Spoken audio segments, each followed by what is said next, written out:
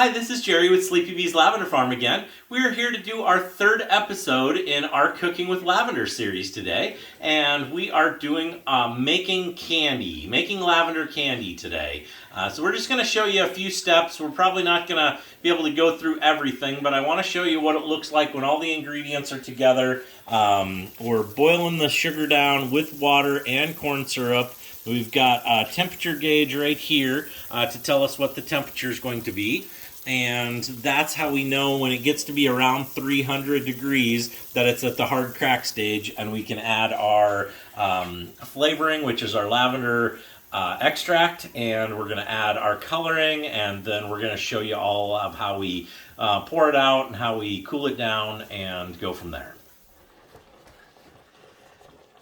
We're back now. I am just pouring out some of the sugar mixture.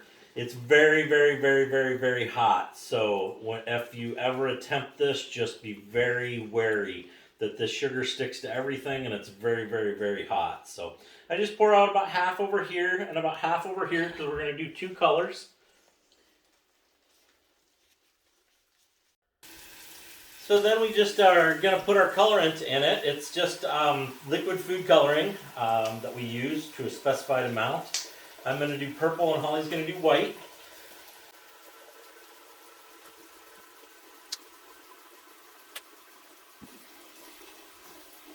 Then we're just going to mix it in a little bit. As we mix the color, as you'll see later, we're going to fold the color in as we're mixing in the candy. So now this candy has come up to a temperature of 300, a little over 300.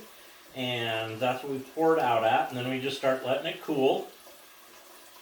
A few things that we have here is just a little silicone mixing devices here that are in our hand. These little blue things, they just help us mix it. They don't melt. They're food grade. They work really well with very hot things. We've got a hot plate over here, which is just an electric hot plate.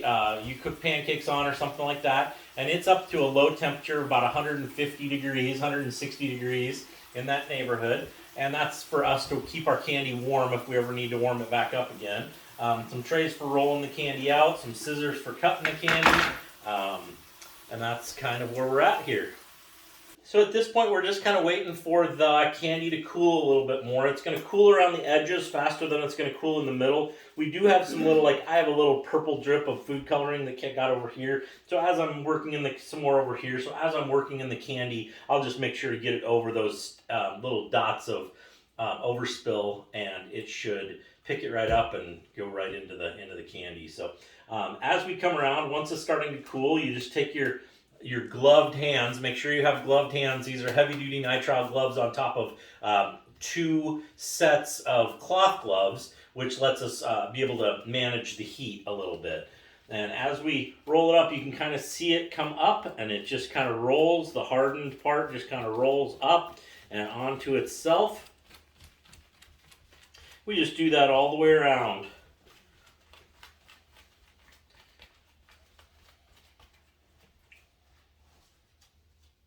Makes a neat little kind of a pie crust, if you will, on the edges, and those just kind of all melt back in.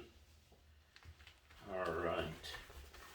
And now that I can get it up here, I'm going to roll it around and pick up all those little parts of it. But this is the ball of beautiful purple that we're going to put in, and then as it comes down, and we can show you the white too. The white's still got the neutral color, and as we mix it more, as we pull it and get more air in it, it becomes lighter, so it'll become whiter. This will become a lot lighter of the purple as well. But you can see it's just kind of oozing back out to its original form. I want to make sure to get all the sugar in it. Any sugar that's out here, we want to just make sure that it kind of gets back into it. So if you have to roll it over it while it's hot, you just want to incorporate all that sugar. Anything on these mats so that they're nice and clean. When we go to clean them off later, they won't have a lot of excess sugar on them.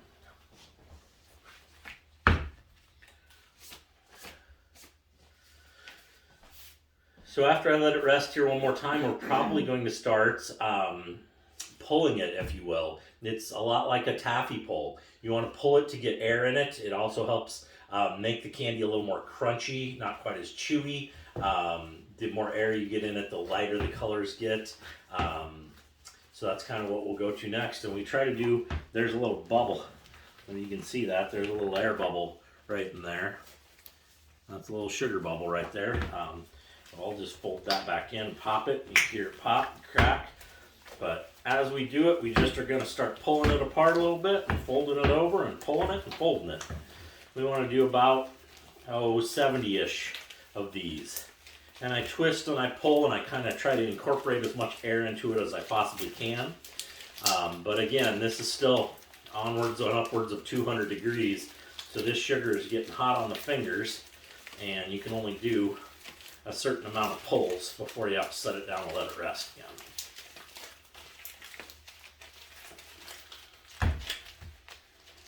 Alright, here's where we're kind of going to put the two rolls together. And we're just going to get them as even as we can size-wise. Then we're going to let them settle down on one side because that'll make a flat edge for us. And as I roll this over, and put a little bit of water on there. And the water really helps stick the two candies together. So that is going to help stick everything together right there. I'm going to get any other water off of here that I may have dripped. Then we're going to make this into one candy roll.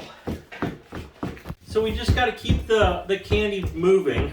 It gets a hard, like you see it melts onto one side, so it gets a flat side on it if you don't keep it moving. Can't see it very well. What we're going to do when you're keeping it moving is we got to put it up on this hot plate up here. That keeps the candy, the outside candy temperature, the same as the inside candy temperature. So the inside candy temperature obviously is going to be a lot hotter. The outside candy temperature is going to cool down a lot quicker. So we want to keep it on this hot plate, rolling it back and forth on the hot plate so we maintain a proper temperature between the outside and the inside of the candy. So at this point, we're going to start pulling it and we're going to start rolling it. So we just take a little bit, take a little bit, take a little bit, take a little bit. We pull her down and let Holly take as much as she likes on that. And I will keep rolling it. Want to take a second one there? Perfect. And I will just keep rolling it and trying to, I got to get it into like a, more of a, I like to put it into like a kiss candy shape so that it actually stays warmer in the bigger part. And it'll cool down quicker in the smaller part. So this way now I can just roll it. If you want to take that one. And then this is basically what we're doing. We're just rolling out. This is the very last piece of it. And we're just rolling it out with our hands, putting a little pressure on the heavy spots and rolling it just like you would a roller over a dough, if you will, when you're baking. So just a little bit at a time. That helps it just kind of flatten out, not flatten out, but spread out and get longer and keep the candy completely intact. Just kind of use your hands to go outwards from the middle. And then that's probably two right there. I'll probably finish off that one on the edge there just to get it rounded a little bit. And I'll finish this one off and we'll have to pause for a minute, let them cool, and then we'll come back and show you how we cut them into little bits. Yeah, here's a rounded stick right there. Turn around, show what it looks like. It's got the purple and the white and the ends and pretty uniform all the way across. And those just get cooled down, and we come back and we take a little blade to them and cut them into nice little chunks. So we'll see you then. So here we are just with our hardened candy sticks. I've got the purple side and the white side. They're just nice hard candy sticks. They're basically like a peppermint stick, but it's a lavender stick. Lavender hard candy. So I'm just going to grab one. And I've got some already started here, but basically you just make chunks. Make little edible candy chunks. And then we'll bag these up in a little culinary lavender bag or a little hard candy bag, and we'll put a little silica packet in there to keep them from getting soft, and we'll send them off to you to enjoy. If you want a little piece, they taste amazing. They're crunchy. Tastes like lavender and candy.